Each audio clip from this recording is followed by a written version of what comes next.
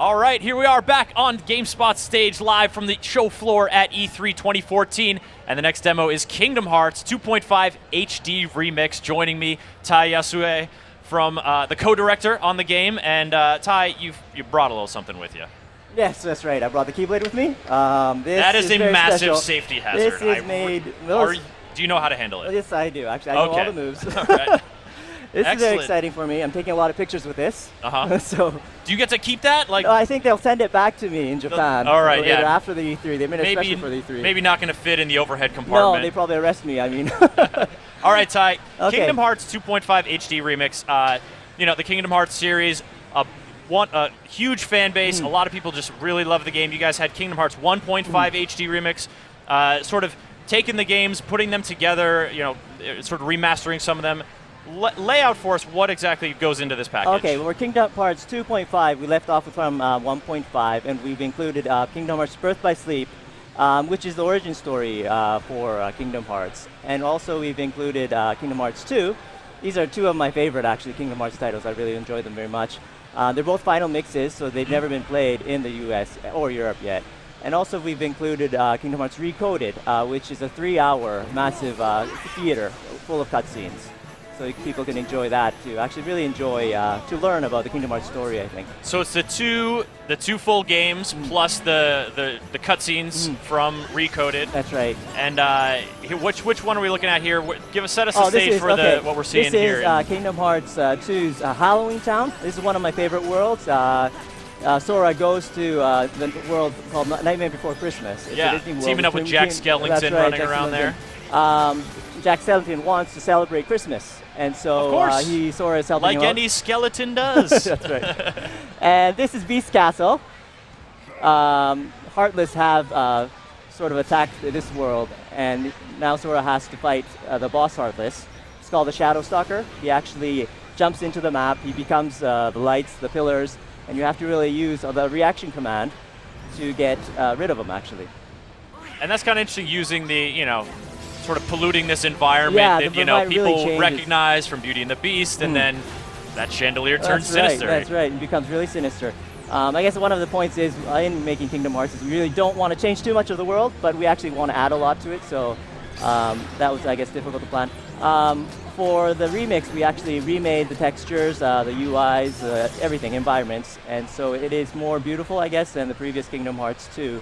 Yeah, on the PlayStation 2. Yeah, talk a little bit about the final mix, because that, came out in Japan. That's right, a lot of work went into that. What sort of specifically did you guys tweak for those? We added a lot of boss battles for the final mix. You could fight the Organization 13. There's missions with mushrooms. That's kind of fun. One of my favorite battles is with Lingering Will. He's an armored character whose weapon's Keyblade really changes and transforms into different shapes, so that's very exciting as well. And there are a lot of new abilities and all new styles that you can use and choose from. This was really well received in Japan, and we're really happy to have it here with you in the U.S. December 2nd, that's it, I guess. Yeah, December 2nd, it's coming out. It's coming out, And then, of course, there's also, in the works, is Kingdom Hearts 3. That's right. We're working on that right now as well, simultaneously. And that's pretty exciting. I can't tell you much about it. I'm bursting to tell you, actually, as a developer. A lot of technology, a lot of technology. The creative stuff is going in leaps and bounds, and I think... well, not this. I can't really tell. No announcements just yet. But that one's targeting the Xbox One and the PlayStation 4. That's right, PlayStation 4. So I think that's going to really evolve the Kingdom Hearts series. All right. Well, so Kingdom Hearts 2.5 for Xbox 360, PS3? Actually, it's a PS3. Oh, just PS3 exclusive. PS3 right now, of course. it's exclusive. Pardon me. And so we're in the midst of one of these sort of big boss battles, but in Kingdom Hearts, you also get to spend time exploring these places. That's part of the magic. Yeah, that is part of the taking magic. These characters to those places. We really recreated Disney's feature film, but you could actually explore and interact with their characters. And Sora has his own original story as well, so you can both enjoy the Disney story and the Kingdom Hearts stories. One of the reasons we made Kingdom Hearts 1.5 and 2.5 is this huge saga that actually ends in Kingdom Hearts 3. It's called the Dark Seeker saga. And so by playing 1.5 and 2.5, I think you get a deeper understanding of the story of Kingdom Hearts 3. It's really, there's a lot of threads, story threads. It's amazing how you guys have created these, the Disney story threads right, with yeah. Final Fantasy and the Kingdom Hearts, like all like just all it all intertwines, and it's always been so incredible to me how you've like working with Disney, a company which is very protective and, That's right, loving yeah. with its characters, right. with its world, with its art. How is it to work with them as a developer? Well, actually, they have a lot of love and passion for Kingdom Hearts as well. So Yeah. I guess, yeah, we give them ideas, we give them art, and see how that goes. I think it's all about having a lot of respect for the original IPs and also for the Kingdom Hearts IP, right? So you don't really want to change what's good about the Disney feature films or animations, right? And we also have, well, for our ideas, we have come up with the gameplay designs and everything, and that has to work as well. So I guess there's a lot of constraints, but because of those constraints, I think they force us to really think. Yeah, to get And creative. to make it, yeah, like, to all make right, it work, well, yeah, we've got so- these guidelines. Yeah. How can we make it Yeah, special? that's right. I guess that as a creator, that's very challenging, but I guess, yeah. I believe it. is. I believe it. All right, so now we're having a little encounter here. Okay, this is Ventus from Kingdom Hearts Birth by Sleep. He's playing in Cinderella's stage inside Cinderella's house, and he has to find dress materials for Cinderella before she goes to the ball. This is Lucifer the cat. Oh my goodness, Lucifer and that smile and those like sinister eyes. I love that cat. Yeah, Ventus has to fight this cat. He rides on his back and everything, and the map itself is very actually three-dimensional vertical, and he has to find a lot of pieces from a mouse point of view, so that's kind of interesting as well. And that's so that must be another consideration is what perspective do you take? When you sort of come into this world, are you are you meeting Cinderella and are you her size? Are you the mouse size? Yeah. Are you both? You could actually, yeah, we have a lot of room to actually navigate with that. For example, Cinderella first thinks Ventus, the character, is a mouse. So he's sort of found in a mousetrap, and so he sort of becomes friends with Sir Jack the Mouse, and they sort of interact. But the other characters, there's two more player characters called Terra and Aqua. They come in normal sizes. And so you could actually interact with Cinderella as well, just with the same size. One of the fun points of Birth by Sleep is you have 3 characters that you can control, and their sort of destinies intertwine, and they sort of visit the same worlds, but they sort of play in a different story. And they've all got kind of different skill sets. That's right, as well, different skill sets, yeah. This is Terra. He's a manly guy. He is very... he sort of uses like meteor, and he uses a lot of rock style abilities, magic. This is the ultimate cannon, which is like a shot lock system. You get to lock on to several enemies at once and fire at once. Sort of. There's a lot of experimentation with the battle for Birth by Sleep. And this is Aqua, our heroine. And this is Kairi, actually, one of the favorite Kingdom Hearts characters when she was little. So Birth by Sleep really took part at the beginning, before Kingdom Hearts 1. So you get a lot of history of the Kingdom Hearts series. And speaking of that history, we have some questions coming in via Twitter. Just a reminder, folks, if you have any questions about the games you're seeing on our live stages today, just send them to me via Twitter to @CTWaters or use the hashtag GameSpotE3. I'll be sure to pass them along. And you can also put them in the GameSpot chat, and we'll take a look there. This one is coming in from Wayne Gibson, wondering, as someone who hasn't played the franchise before, how accessible is the story for him, for people like him, and is 2.5 a good starting place? Well, actually, probably 1.5 would be the best starting place, but Kingdom Hearts each has a story for each Disney world, so that is pretty easy to understand. And I guess there is the original Kingdom Hearts story, which is a bit more difficult. And if you want to learn about that, I guess 1.5 would be a better starting point. Would be the place to go. Yeah, that's right. But when you're playing 2.5, do you guys stitch the games together at all, or is it sort of like you fire up the game and choose which one you dive into? We really wanted to give the player the freedom to choose which game to play first, right? So you have a launcher system, the title, and you can actually choose from 3 different games. Okay. Yeah, so.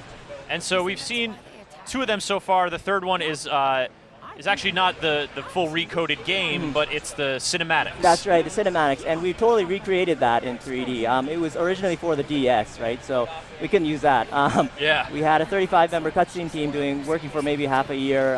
We made a lot of 3 hours worth of cutscenes, so that's a lot. Totally taking those from the DS to the PlayStation 3. That's right, yeah. So a lot of work to be done. Yeah, a lot of models, a lot of environments. So we totally remade that. So. I think if you like story, I guess you could really enjoy that. And how is that structured, just in terms of how the player goes through and sees all that? Okay, well, Recoded really, I think, connects a lot of the Kingdom Hearts. It's sort of, I guess, the best way maybe to play would be starting out Birth by Sleep because it's the origin story, and then you go to Kingdom Hearts 2 when Sora, you actually play with Sora. And I guess Recoded, in Recoded you play in a virtual computer world, and you have to find a hidden message. And this hidden message explains about the heroes in Kingdom Hearts Birth by Sleep. Okay. And so that sort of connects everything, I think, in a way. The story connects the Kingdom Hearts 2, Birth by Sleep, and also Kingdom Hearts 3. Very cool. So we've sort of asked about a newcomer coming into this, but for fans who have played these games before and experienced this world, what do you think would entice them back to play again? Well, for Kingdom Hearts 2 Final Mix and Birth by Sleep, I think by recreating this on the PS3 console, it has really realized its full potential. The colors are more vivid, the characters are more sharp, the expressions are more animated and everything, and so I think you get a real deeper experience. Not just the graphics, I guess the sound as well. For Kingdom Hearts 2, we recreated over 90 of our songs. We had an orchestra with live instruments, 40-member steering orchestra, and we recorded that. So a lot of effort is put into the details, right? So I guess you have to feel the whole thing, I guess, the whole package. Well, speaking of sort of all the love and care that's gone into these cutscenes, Emily Noel on Twitter wants to know, personally for you, going through these games and revisiting them, is there something that sort of stands out as one of your favorite moments, one of your favorite things to see in the final remix and in the HD remix version? Well, I'm actually at work right now. I'm fighting the boss battles for Kingdom Hearts 2 Final Mix, and they're very difficult, I guess. And so, I'm fighting Roxas, actually. Sora and Roxas's battle is really amazing, I think. In Japan, it was very well reviewed. It's something that we really like to give to users, players in North America and Europe. And that's exciting, I think, for a lot of, American, European Kingdom Hearts fans, because so often there are these beloved Japanese games that don't actually find a release outside of Japan, and so maybe you try to import, or maybe you just clamor on Kingdom Hearts forums for you guys to just finally bring this to other markets. So have people been pretty excited about it? Yeah, I guess everyone has. Everyone's been really passionate at the E3. Actually, I get all my energy here. Working in development is very tiring, but once I come here, I receive all this passion for Kingdom Hearts, and that really energizes the dev team and me. All right, one last question that I'm sure you probably can't answer, but I got to say it anyways. Eric Song wondering if there's any chance of Frozen making it into Kingdom Hearts 3. Frozen, personally, I can't make any announcements, but personally, I love Frozen. The magic, the ice, expressions of ice, the snowflakes, they're really beautiful. I think they would make a good fit, but there's no announcements yet, so you have to stay tuned, I guess. But personally, I love Frozen, I think. It's amazingly popular. Yeah, it's amazingly popular, yeah. All right, Tai, Kingdom Hearts 2.5 HD Remix. Tell us again when it's coming out. It's coming out December 2nd in North America and December 5th in Europe. In Europe, and for the PlayStation 3 exclusively. That's right, PlayStation 3 now. All right, thank you so much for coming on stage and talking about Kingdom Hearts. Do you want us to leave this here with me? I could just maybe hang on to it for a little bit. For a little bit.